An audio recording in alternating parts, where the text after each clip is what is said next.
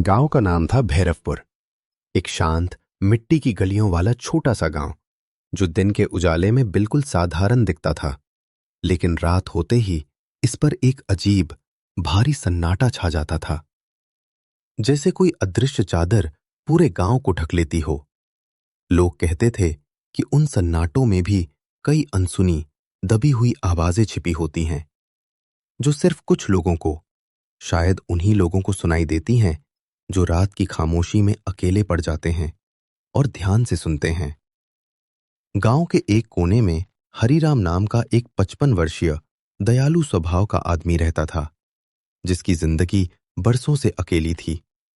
पत्नी के गुजर जाने के बाद और बच्चों के शहर में बस जाने के कारण उसका घर एक खालीपन में सिमट गया था। हरिराम हर रात उस खालीपन के साथ सो जाता था। उसे अकेलेपन की आदत पड़ गई थी। लेकिन आज की रात, जाड़े के महीने की वो बर्फीली रात, कुछ अलग ही संकेत दे रही थी।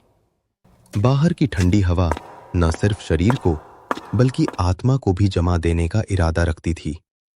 हवा इतनी ठंडी थी कि सांस से धुंध निकलती थी और खेतों के किनारे खड़े बबूल के पेड़ हवा में इस तरह हिल रहे थे जैसे वे किसी अदृश्य ठंडी चीज के गुजरने पर डरकर कांप रहे हों।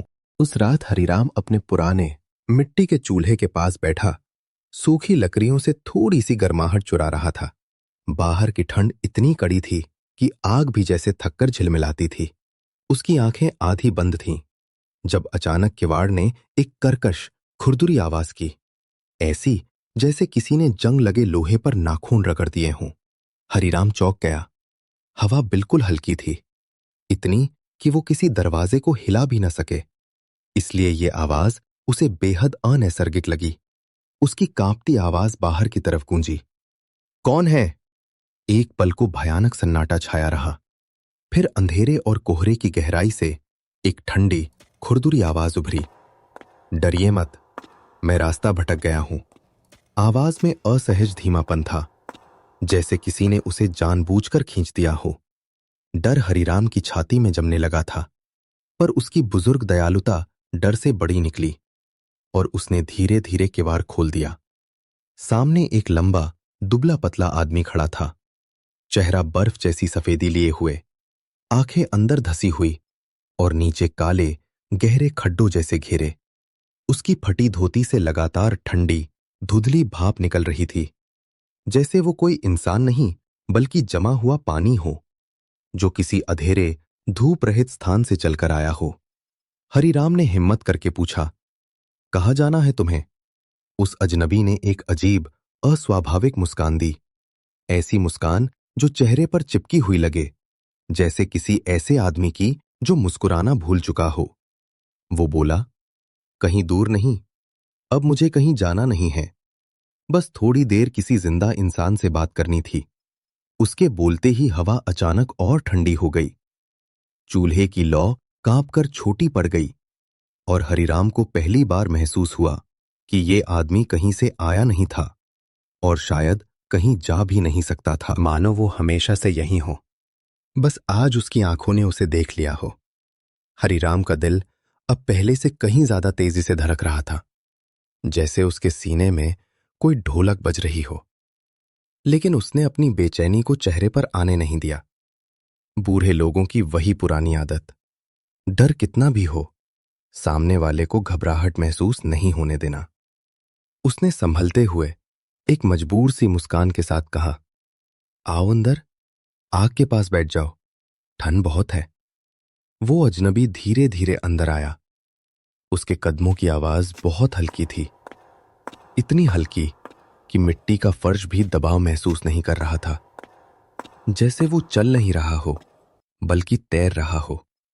वो अंदर आया, पर बैठते समय हरिराम ने गौर किया कि उसने चूल्हे से एक ऐसी दूरी बना ली थी जो सामान्य नहीं थी। चूल्हे की आग तेजी से जल रही थी। पीली लाल लपटें मिट्टी की दीवारों पर उछलती छायाएं बना रही थीं। कमरे में थोड़ी गर्माहट फैल रही थी, बट जैसे ही आग की रोशनी उस अजनबी के चेहरे या शरीर की ओर जाती, उसका प्रकाश फीका पड़ जाता था और ताप तो जैसे उसके पास पहुंचते ही मर जाता था। उसके आसपास हवा थोड़ी धुंधली और बर्फ जैसी ठंडी लगने लगी, जैसे वो आग के पास नहीं बल्कि किसी गहरी भूली हुई कब्र के पास बैठा हो। हरिराम के लिए ये दृश्य अजीब, असहज और किसी भी तरह सामान्य नहीं था। फिर भी उसने खुद को सामान्य दर्शाने की कोशिश की। थोड़ी झिझक के साथ उसने पूछा, नाम क्या है तुम्हारा? उसकी आवाज में सिर्फ जिज्ञासा नहीं थी, बल्कि एक तरह का डर छिपा हुआ था। वही डर जो इंसान को सच जानने के लिए मजबूर भी करता है और रोकता भी है।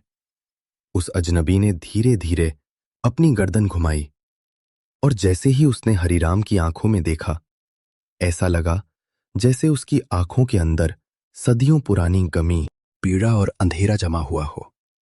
उसने बहुत धीमे, बेहद थके हुए स्वर में कहा, नाम मैं भूल चुका हूं। बहुत साल हो गए हैं। शायद अब उसकी जरूरत भी नहीं। ये सुनकर हरिराम की भौहें सिकुड़ गईं। वो हैरानी से बोला, कोई अपना नाम कैसे भूल सकता है? उसके शब्दों में ताज्जुब से ज्यादा डर था।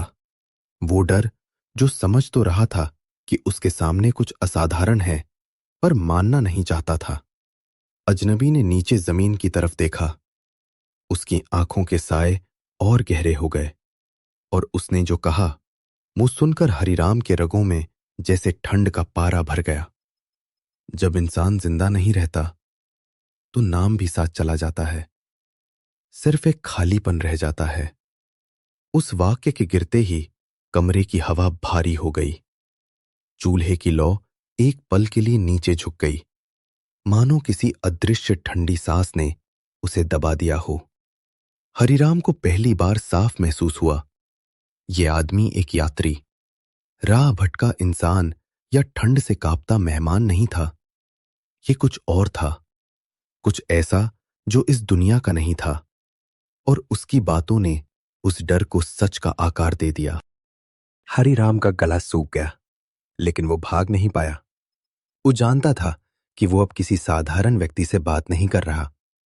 अजनबी ने उसकी हालत भांप ली और बोला, मैं तुम्हें डराने नहीं आया। मैं यहां पहली बार नहीं आया। तुम्हें शायद याद ना हो, पर मैं भी कभी इसी गांव में रहता था, परछाइयों के बीच। कोई मुझे देख नहीं पाता था, सिवाय तुम्हारे जैसे लोगों के, जो शायद अकेलेपन के दर्द को, उसके भार को समझते हैं। उसने आगे कहा, मैं सिर्फ बात करने आया हूं, क्योंकि सदियां बीत गईं और किसी ने मुझसे एक शब्द भी नहीं कहा। वो अकेलापन अब सदियों जैसा नहीं, बल्कि अनंत लगने लगा है। इसी बीच आग अचानक फट फट करके जोर से उठी, मानो कमरे में किसी अलौकिक उपस्थिति से नाराज हो। हरिराम ने कांपते हुए और आवाज को स्थिर करने की कोशिश करते हुए पूछा, तुम आखिर चाहते क्या हो? तुम्हारा मकसद क्या है? और तब अजनबी ने पहली बार सीधे हरिराम की आंखों में देखा। उसकी आंखें किसी जलती हुई मोमबत्ती की तरह नहीं थीं। वे किसी ठंडे, गहरे कुएं जैसी थीं, बिना कोई रोशनी, बिना कोई जीवन। उसने अत्यंत धीमी, पीड़ादायक आवाज में कहा, बस थोड़ी गर्माहट, थोड़ी इंसानियत, थोड़ी बात, ताकि मुझे महसूस हो कि मैं पूरी तरह से मिटा नहीं हूं। इस पल हरिराम को 20 साल पहले की एक दर्दनाक घटना स्पष्ट याद आई।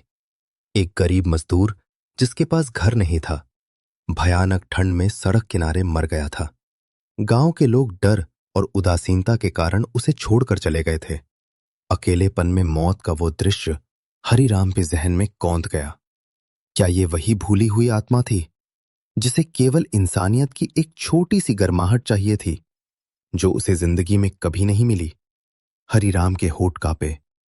उसने धीरे से, अफसोस के साथ कहा, तुम उन दिनों बहुत अकेले थे, है ना? इस पर अजनबी की खाली आंखों में पहली बार एक तीव्र चमक आई, जो गहरी उदासी और कृतज्ञता की चमक थी। हां, मैं मर गया, पर अकेलापन नहीं मरा, और आज भी हूं। कुछ पल दोनों चुप रहे। बाहर हवा रो रही थी, अंदर आग कांप रही थी, और बीच में बैठे थे एक जिंदा इंसान और एक भूली हुई आत्मा, जो अब केवल एकांत के बंधन से नहीं बल्कि साझा की गई उदासी से जुड़े थे। अजनबी अचानक अपनी जगह से ऐसे उठा जैसे वो हवा में तैर रहा हो। उसने कहा, मेरा समय खत्म हो गया है, मुझे अब जाना होगा। तुमने थोड़ी देर बात करके मेरी सदियों की ठंड को कम कर दिया। ये मेरे लिए जीवनदान से ज्यादा है। धन्यवाद हरिराम। हरिराम डर से ज्यादा चिंता में था। रुको, तुम कहां लौट कर जाओगे? तुम इस ठंड में कहां रहोगे? अजनबी ने अपनी खाली धसी हुई आंखों को कुछ क्षण और हरिराम पर टिकाए रखा, मानो वो उसकी आत्मा के भीतर तक झांक रहा हो। फिर उसने एक धीमी पर बिल्कुल निर्णायक आवाज में कहा, जहां से आया हूं शून्य में लौट जाना ही मेरी किस्मत है। उसकी आवाज में एक अजीब असहनीय सन्नाटा मिला था, जैसे वो बोल भी नहीं रहा था बल्कि उस शून्य ने खुद उसके मुंह से ये शब्द कहलवा दिए हों। इतना कहकर वो खड़ा हुआ और दरवाजे की ओर बढ़ा। हरिराम के कानों में उसके कदमों की आवाज लगभग सुनाई ही नहीं दी, जैसे वो फर्श पर चल नहीं रहा बल्कि उसके ऊपर से बह रहा हो। उसने दरवाजा खोला, बाहर की तरफ कदम रखा और फिर कुछ ऐसा हुआ जिसे देखकर हरिराम का खून मानो जम गया। बाहर फैली हुई सफेद भारी धुंध ने अजनबी को अपने अंदर ऐसे निगला जैसे वो पहले से उसी का हिस्सा रहा हो। हरिराम ने देखा कि उसके पैर धुएं के टुकड़ों की तरह ढीले होकर टूटने लगे, मानो उसकी टांगें किसी ठंडी हवा में गल रही हों। फिर उसका शरीर धीरे धीरे ऊपर की ओर धुंध में बदलने लगा। बाल, कंधे, हाथ, छाती सब सफेद धुएं की पतली लहरें बनते गए और हवा में घुलते चले गए, जैसे वो कभी ठोस था ही नहीं। जब उसका चेहरा धुएं में बदलने लगा तो एक पल को उसकी आंखें हरिराम की आंखों से आखिरी बार मिली। उनमें एक गहरी पीड़ा थी, ऐसा दर्द जो शब्दों से नहीं बल्कि सदियों की भटकन से पैदा हुआ था। और फिर उसका चेहरा भी हवा में उड़ता हुआ विलीन हो गया, जैसे वो था ही नहीं। सिर्फ खाली हवा बची और कुछ नहीं।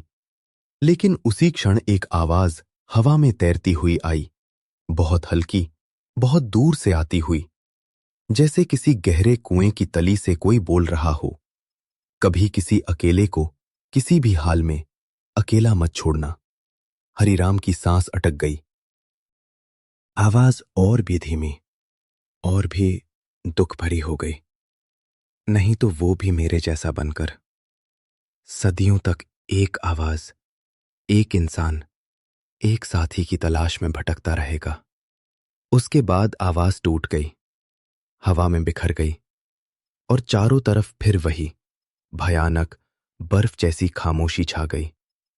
हरिराम दरवाजे पर खड़ा कांपता रहा। उसकी उंगलियां कठोर हो गई थीं, होंठ सूख गए थे और उसका दिल ऐसे धड़क रहा था जैसे वो सीने से बाहर छलांग लगा देगा।